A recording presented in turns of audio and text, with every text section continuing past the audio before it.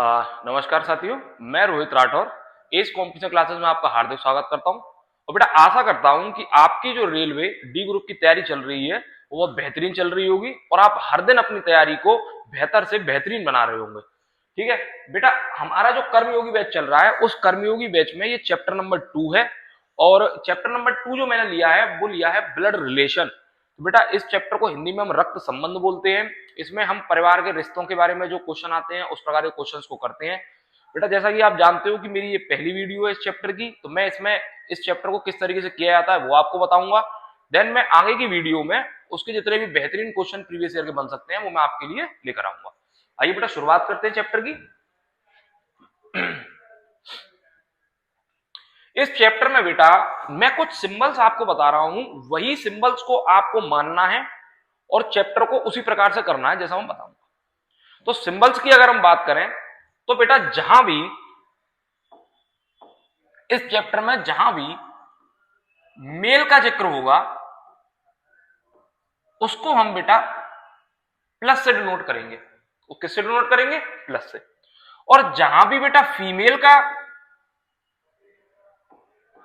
Female की बात आएगी जहां भी, उसको हम बेटा माइनस से डिनोट करेंगे। और मेल और फीमेल मिलकर, मैंने कहा आपसे मेल और फीमेल, अगर ये दोनों शादीशुदा होंगे मतलब एक कपल होगा तो मैं प्लस माइनस के बीच में मल्टीप्लाई का साइन यूज करूंगा और इस प्रकार से उनको एक बॉक्स में बंद कर दूंगा। अर्थात इसका मतलब यह है कि कोई मेल और कोई फीमेल दोनों शादीशुदा हैं और वो एक कपल की कैटेगरी में आ रहे हैं, तो मैं क्रॉस का साइन लगाऊंगा बीच में और उसको एक बॉक्स में इस प्रकार से बंद कर दूंगा। ये बेटा आपको चीजें सबसे पहले याद करनी है क्या, कि जब हम मेल की बात करेंगे तो प्लस के साइन को यूज करेंगे और जब फीमेल की बात करेंगे तो हम माइनस के साइन को यूज करेंगे। और अगर मेल और फीमेल दोनों कपल हैं तो कपल के हिसाब से, मतलब अगर वो जोड़े हैं तो जोड़े में हम प्लस इधर और माइनस और बीच में मल्टीप्लाई का साइन और एक बॉक्स में हम इसको बंद कर देंगे। यहां तक बेटा सभी को समझ आया होगा। अब बेटा दूसरी हम बात करते हैं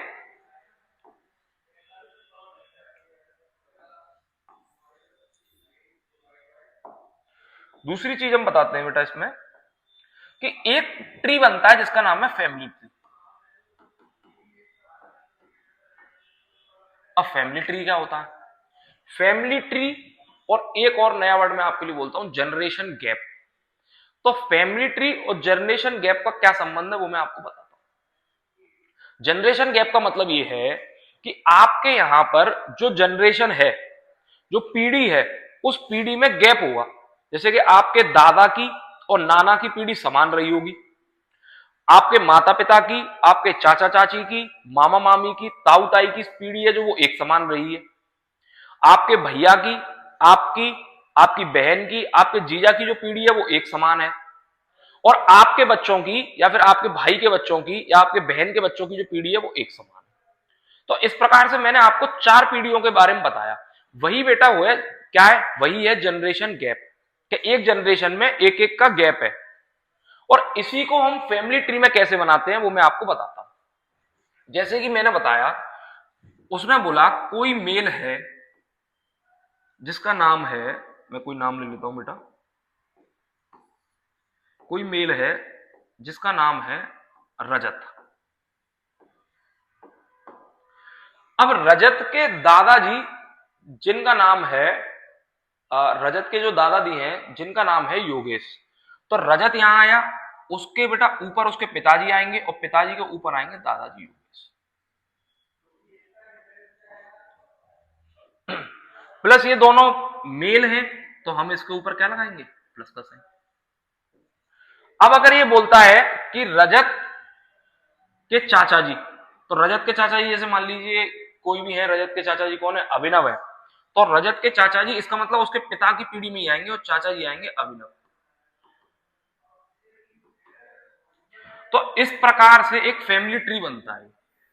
मतलब आपको पता लगाना है कि जिस व्यक्ति की बात हो रही है वो व्यक्ति अगर अपने बहन या भाई की बात कर रहा है तो वो उसके संग में ही आएंगे, मतलब उसी लाइन में आएंगे।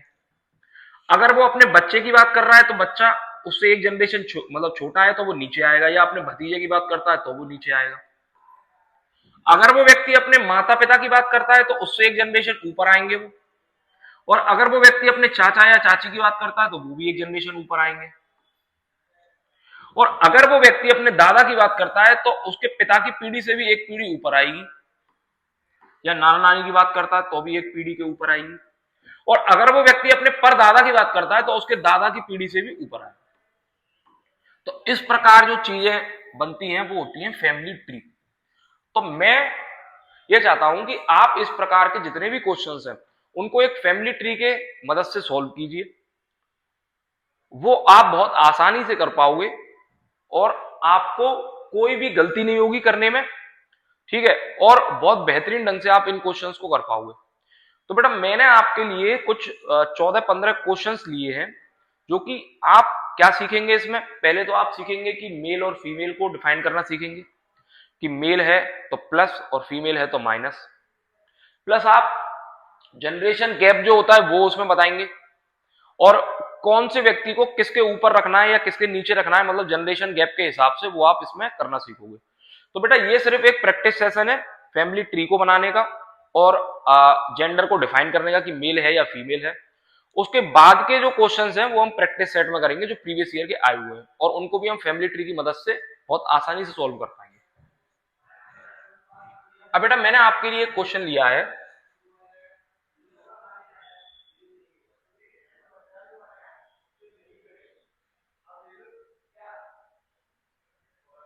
क्वेश्चन दिया हुआ है बेटा ए बी का पिता है। तो बेटा ए पिता है, और पिता है तो आपको पता होगा मेल होगा, और बी का पिता है तो बी का पिता मतलब बी उसका पुत्र है या पुत्री है, तो वो नीचे आएगा। तो जनरेशन गैप के हिसाब से फैमिली ट्री तो ये बनेगा। प्लस ए का जेंडर तो कंफर्म है क्योंकि ए कौन है, ए पिता है तो मेल होगा, मेल होगा तो उस पर किसका साइन आएगा, प्लस का साइन आएगा। और बी का जेंडर अभी कंफर्म नहीं है, हो सकता है बी लड़का हो या हो सकता है बी लड़की हो, क्योंकि लड़की के लिए भी ए पिता है और लड़के के लिए भी ए पिता है। तो बी का जेंडर कंफर्म नहीं है, इसीलिए मैंने बी पे प्लस माइनस दोनों का साइन लगाया है, और ए का जेंडर कंफर्म था इसलिए मैंने उस पर प्लस का साइन लगाया है। और जनरेशन गैप की बात करें तो ए से एक सीढ़ी नीचे आएगा, इसीलिए मैंने बी को एक सीढ़ी नीचे रखा है। क्लियर है बेटा। आओ बेटा दूसरे क्वेश्चन को करके देखते हैं।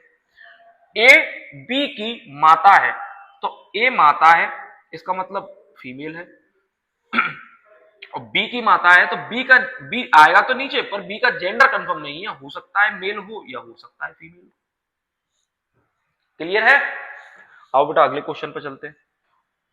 अब दिया हुआ है ए बी का पुत्र है, तो बेटा बी का पुत्र है कौन, ए। तो पुत्र है तो ए का जेंडर कंफर्म है कि वो लड़का है, और बी का जेंडर कंफर्म नहीं, हो सकता है मां हो, ये हो सकता है पिता हो, क्योंकि पिता है उसके लिए भी ये लड़का है और माता है उसके लिए भी ये लड़का है। तो देखो जनरेशन गैप के हिसाब से तो ऐसे बनेगा, और मेल फीमेल के हिसाब से इस तरीके से रहेगा। अब सेकंड और क्वेश्चन देखते हैं। उस क्वेश्चन में बोला है कि ए बी की पुत्री है, तो ए बी की पुत्री है, तो वो ए पुत्री है किसकी, बी की। तो हो सकता है बी मेल है या हो सकता है फीमेल है, क्योंकि पिता है पिता के लिए भी ये पुत्री है, और माता है माता के लिए भी ये पुत्री है। तो ए का जेंडर तो कंफर्म है, बी का जेंडर कंफर्म नहीं है, हो सकता है पिता हो या हो सकता है माता हो। आओ बेटा नेक्स्ट पे चलते हैं। नेक्स्ट क्वेश्चन दिया है ए और बी भाई है, तो भाई है तो दोनों इसका मतलब किसमें होंगे, प्लस में आएंगे, और एक ही जनरेशन के लोग हैं तो आमने सामने आएंगे दोनों भाई। क्या है, ए बी का भाई है।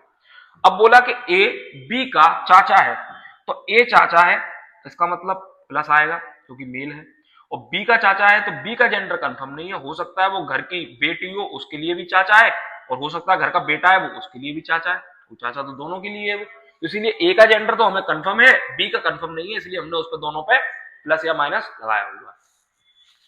आपको बहुत आसानी से पता पड़ जाएगा कि जेंडर किसका क्या है और किसको कहां रखना है। इसी को फैमिली ट्री की मदद से इस प्रकार के क्वेश्चन बहुत आसानी से कर पाते हैं। तो बेटा आइए सेवेंथ क्वेश्चन पे चलते हैं। सेवेंथ क्वेश्चन में दिया हुआ है कि ए बी की बहन है, बी ए का भाई है, तो ए बहन है किसकी, बी की। और अगर ये क्वेश्चन इतना ही होता तो इसके हिसाब से ए बहन है बी की, तो हो सकता है ये मेल है, हो सकता है फीमेल है, अगर इतना ही होता तो। पर क्वेश्चन में आगे दिया हुआ है कि बी ए का भाई है, तो भाई है इसका मतलब ये प्लस में आएगा, और ए फीमेल है, इसका मतलब किस में आएगी, माइनस में आएगी। और दोनों भाई बहन है तो किस में आएंगे, एक ही लाइन में आएंगे, क्योंकि एक ही जनरेशन के दोनों लोग हैं। क्लियर है। आओ बेटा 8 पे चलते हैं। उसने बोला ए बी की पत्नी है, तो ए पत्नी है किसकी, बी की। तो बेटा पहली चीज मैं आपको इसमें बताऊं कि इसमें मेल का विवाह फीमेल से होगा और फीमेल का विवाह मेल से होगा। इसमें ऐसा नहीं होगा कि आप फीमेल फीमेल का विवाह करा दो या मेल मेल का विवाह करा दो, ऐसा नहीं है। देखो आपको इसमें उसने बोला कि ए बी की पत्नी है, तो ए पत्नी है तो इसका मतलब ये तो फीमेल है। अब आप ऐसा सोचो हो सकता है मेल हो या फीमेल हो भी, ऐसा नहीं है बेटा, मेल का विवाह फीमेल से है, फीमेल का विवाह मेल से है। तो ए बी की पत्नी है तो ए का जेंडर कंफर्म है, पत्नी है तो किसमें आएगा, माइनस का साइन आएगा। और बी की पत्नी है तो इसका मतलब कंफर्म है कि मेल से विवाह हुआ होगा, इसका मतलब बी पे प्लस आएगा। और ये दोनों कपल है, मैंने बताया था, बीच में मल्टीप्लाई और एक बॉक्स में बंद। क्लियर है। तो इनका जो बनेगा वो इस तरीके से बनेगा। आओ बेटा नेक्स्ट पे चलते हैं। नेक्स्ट पे दिया है कि ए बी का मामा है। कौन मामा है, ए बी का मामा है।